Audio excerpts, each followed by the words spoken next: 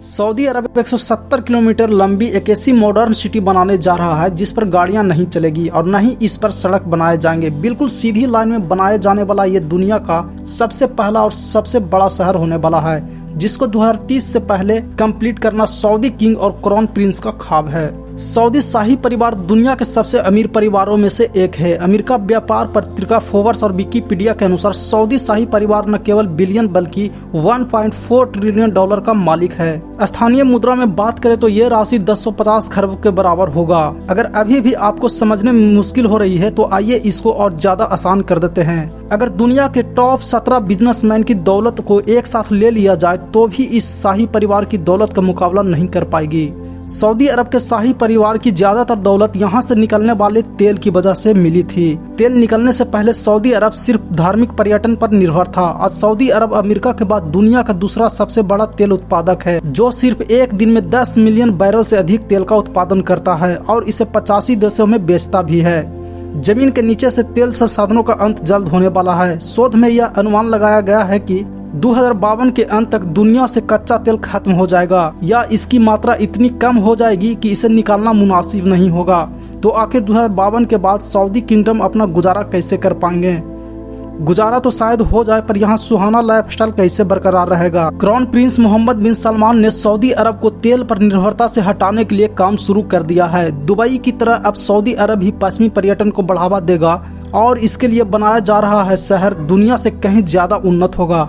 यह शहर दुनिया के बाकी शहरों से बहुत अलग होगा, क्योंकि जहां दूसरा शहर केंद्र से शुरू होकर धीरे धीरे बाहर की ओर फैलता है, वही यह शहर एक सीधी रेखा में होगा और वह भी 170 किलोमीटर लंबी लाइन में। इस लाइन सिटी का नाम नियोम है। सऊदी अरब की अर्थव्यवस्था में विविधता लाने के लिए यह पहला कदम माना जा रहा है। नियोम को सऊदी अरब के ताबूत प्रांत में बनाया जा रहा है, जहां सरकार ने इस नए शहर के लिए एक विशेष जोन के लिए अलर्ट किया है। इसका एक किनारा अकाब की खाड़ी को छुएगा और दूसरी तरफ लाल सागर होगा, जबकि 5 किलोमीटर दूर मिस्र का शहर शर्म अल शेख है, जो पहले से ही एक प्रसिद्ध पर्यटन स्थल है।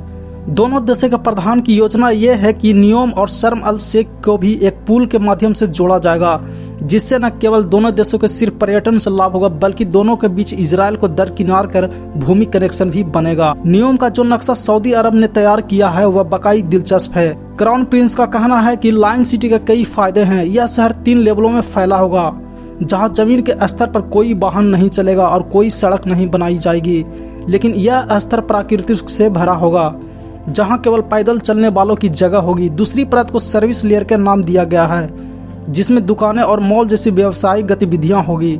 इस स्तर पर सड़कें होगी और इस स्तर पर वाहन भी चलेंगे। नियोम का तीसरा लेयर इस सिटी का बैकबोन साबित होगा, क्योंकि यहां ultra high speed transport system बनाया जाएगा, जो लोगों को 170 किलोमीटर में फैले इस शहर के एक कोने से दूसरे कोने तक सिर्फ और सिर्फ 20 मिनट में पहुंचाने की काबिलियत रखेगा।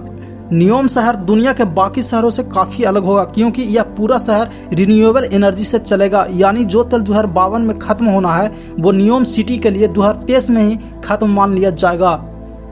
लाल सागर के पास से गुजरने वाला यह लाइन सिटी 4000 फीट ऊंचे पहाड़ों से होकर भी गुजरेगा और सऊदी सरकार ने इस हिस्से को ट्रोजेना नाम दिया है। प्रोजेक्ट की कंस्ट्रक्शन के लिए किसी भी पहाड़ को नुकसान नहीं पहुंचाया जाएगा, बल्कि इस प्राकृतिक परिदृश्य की सुंदरता का उपयोग करके इसे विकसित किया जाएगा।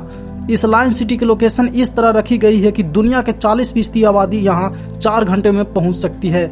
और अच्छी बात यह है कि इस पर काम शुरू हो चुका है। इन सब बातों से एक बात तो साफ है कि सऊदी किंगडम अपने भविष्य को लेकर काफी गंभीर है और पश्चिम पर्यटन को अच्छी तरह से बढ़ावा देने के लिए पूरी कोशिश कर रहे हैं।